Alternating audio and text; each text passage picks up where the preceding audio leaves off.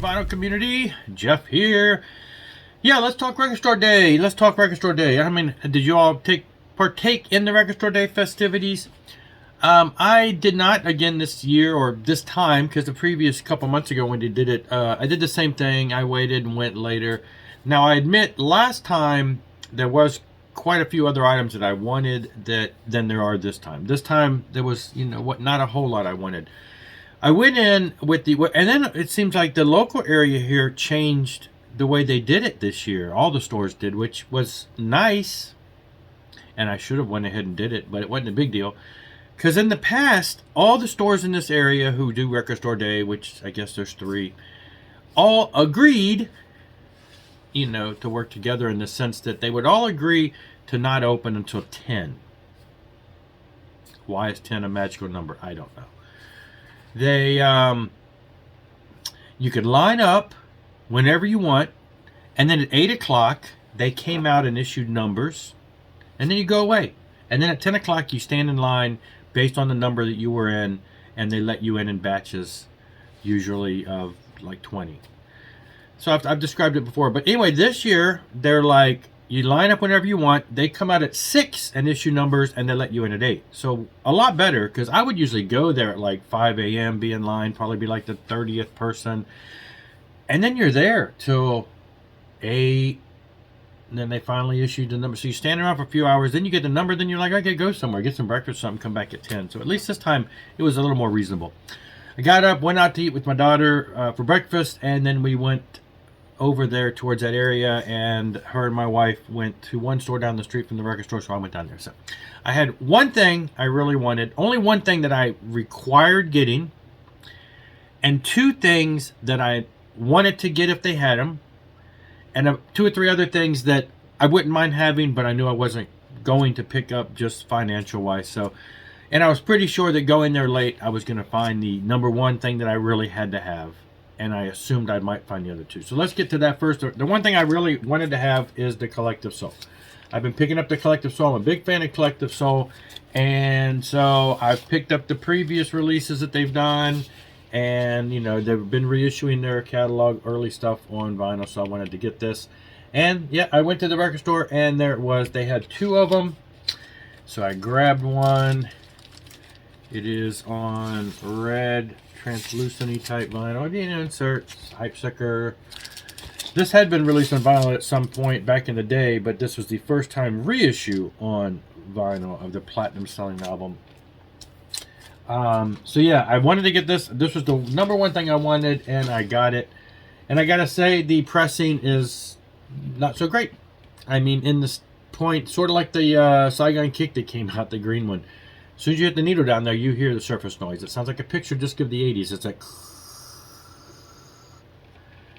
And then the music comes and it goes away. But, sometimes when they do the color vinyl like that, it has noise on it. And this is one of them.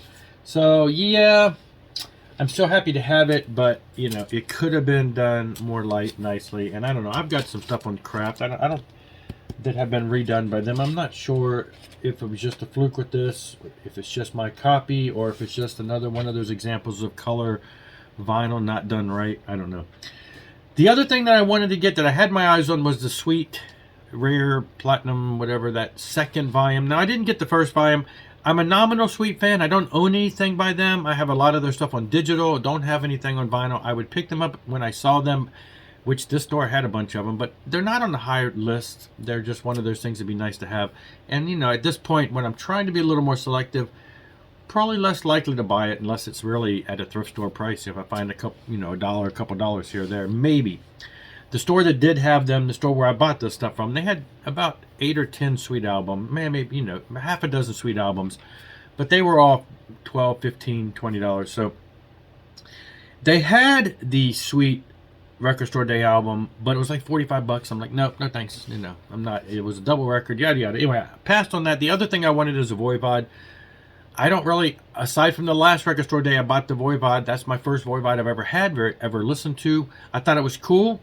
I know they changed style-wise throughout their catalog. I don't know if the one that's been reissued this time was what range and that would have been. Anyway, I was just going to get it, but that one they were out of. They're like, yeah, those went pretty good because we opened at 8, and by the time I got there, it was 10:30ish.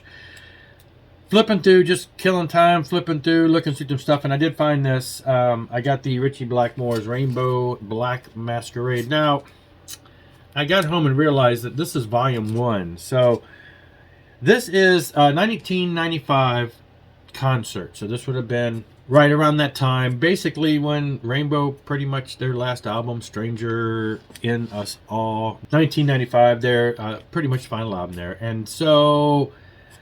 this is a concert from the time frame, which is cool. You know, it was a good lineup. I like that album. It was a good album. I mean, you know, they changed singers a bit, and it was just, you know, one of those. It was a pretty good album. I liked it, and it was kind of the end. And this was one of the concerts they released from that time frame.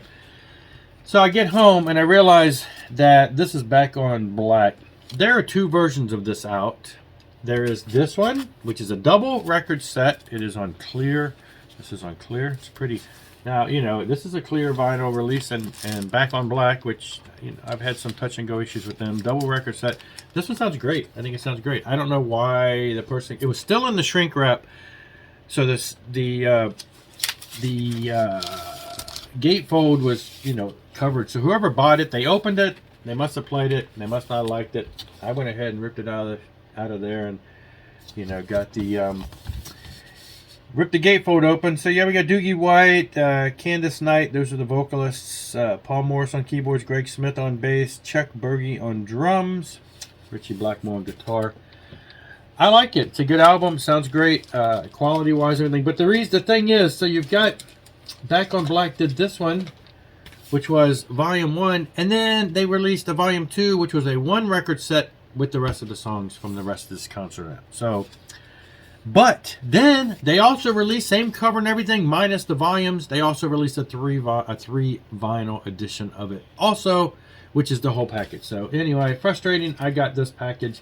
I went and looked it up, and to get the volume 2 1-record set on like Discogs is $20, which is what I paid for the 2-record set, fairly new. So went ahead and grabbed that. Now that's about it. That was record store day, a record store day, and then something at the store that they had. You know, I looked through a lot of the other stuff, and there wasn't much else really of any interest. So that was my record store day experience. I'm hoping the stores stick with this 8 and 10 thing. I mean, this 6 and 8 thing, because I was really frustrated with this 8 and 10 thing. It just seemed like it wasted the whole day before you got into the store. You're already at noon practically by the time you get out. So other than that, what's new? Let's see what else is new. I haven't really bought anything else vinyl-wise. I have some stuff that's coming in. I have some CDs that are coming in. Some other things that should be showing up soon. This is a set that came in just what was it? Friday? And this is a new Neil Morse band, Morse Fest 2021. So pretty much every year within Morse Fest they release them on CD and DVD, Blu-ray, whatever in this case. And they did the one just like this in 2019. It looks just like the same kind of packaging. It is a 5 CD, 2 Blu-ray set. Has all the shows. Now, this is one of the first Morse Fests where they didn't... normally what they've been doing since they started Morse Fest in 14, whatever. It's been quite a few years now. Is they would go and they'd have like... they would play through the entire album. And then maybe the next night they play through a whole different album. And other years they've had other bands like that Neil Morse is involved in, like, you know, Spock's Beard and Transatlantic, I think was it this year. But anyway, this is one of the first ones where they didn't actually play a solid album through. They did one night, which they called Innocence, and then the second night they called Danger. And Innocence were all the songs that were, as Mike Portnoy said on here, they were single-digit songs, everything under 10 minutes.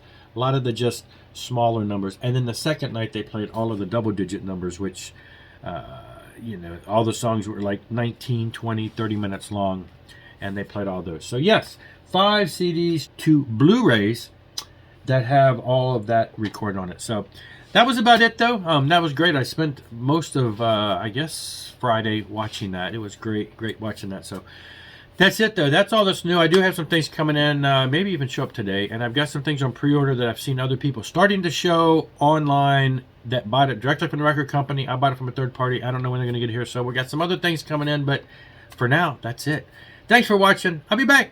Rock on and rock hard.